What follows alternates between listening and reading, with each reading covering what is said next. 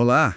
Hoje a gente vai mergulhar nos eventos assim bem intensos de Êxodo capítulo 9. O cenário é o Egito Antigo, né? E a tensão entre o faraó e Moisés, olha, chega a novos níveis. São mais 3 demonstrações de poder. Primeiro uma peste que ataca os rebanhos, depois feridas, úlceras mesmo em pessoas e animais, e por fim uma chuva de pedras devastadora. Para nossa análise a gente está usando comentários bíblicos do Maná Online, da Jornada Bíblica e também um comentário expositivo adventista. São fontes bem detalhadas.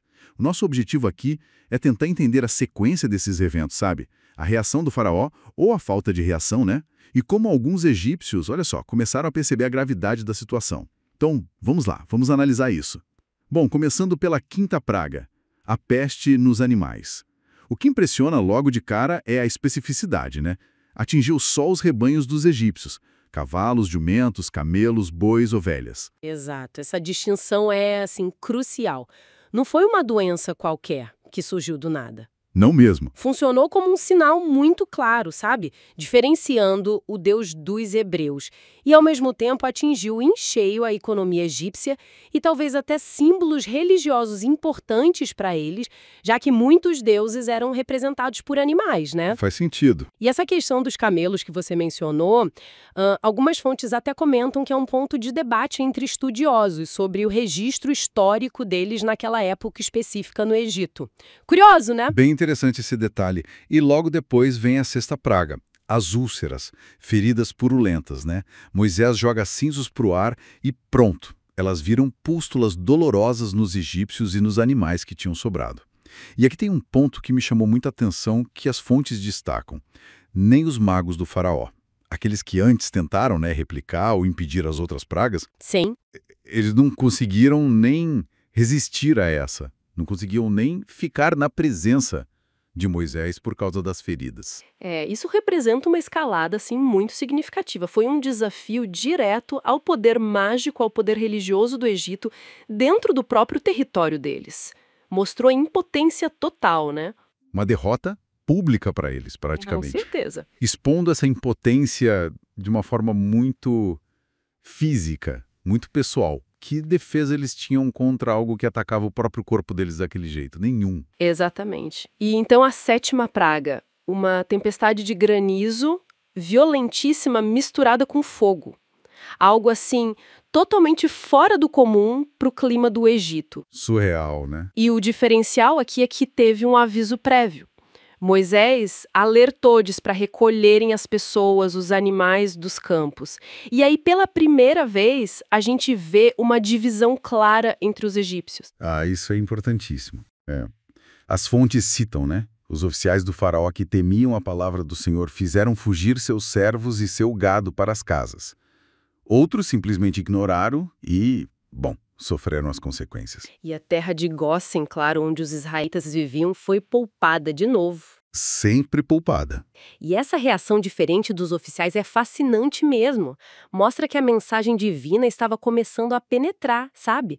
Gerando temor, gerando obediência em alguns, mesmo com a teimosia lá do líder principal. Uma rachadura no sistema.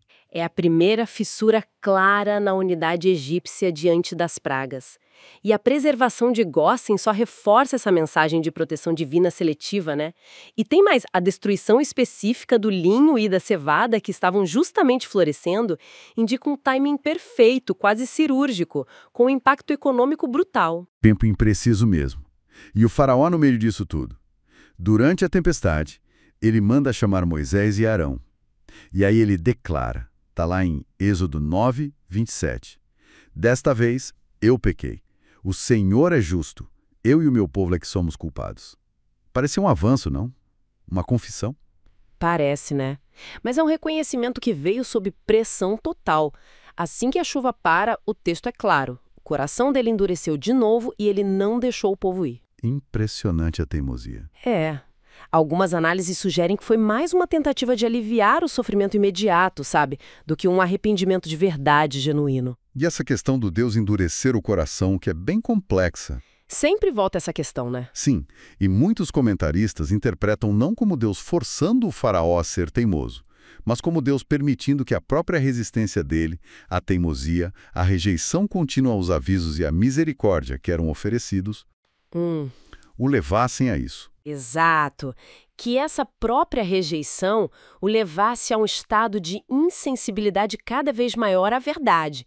É interessante pensar que a mesma revelação que pode levar alguém à fé pode também endurecer quem a rejeita de forma ativa. É um paradoxo, né? Faz todo sentido essa perspectiva. Bom, então, resumindo o que a gente viu em Êxodo 9, uma intensificação clara das pragas, ficando cada vez mais severas, mais sobrenaturais. A proteção dos israelitas continua visível o tempo todo.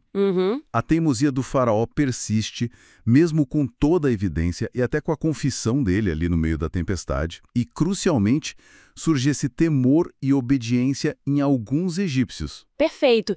E essa narrativa toda levanta questões bem importantes sobre como nós respondemos, né? Há sinais claros, há evidências. Existe uma diferença fundamental entre reconhecer algo só com palavras, como o faraó fez, Só da boca para fora. e agir de acordo com esse reconhecimento, como fizeram aqueles oficiais que protegeram seus bens, seus servos. Lembra aquela ideia de que a fé de verdade se manifesta em ações, não só em palavras? Verdade. Isso deixa a gente com uma reflexão, né? Diante de avisos claros, de evidências fortes hoje em dia, como será que as pessoas reagem?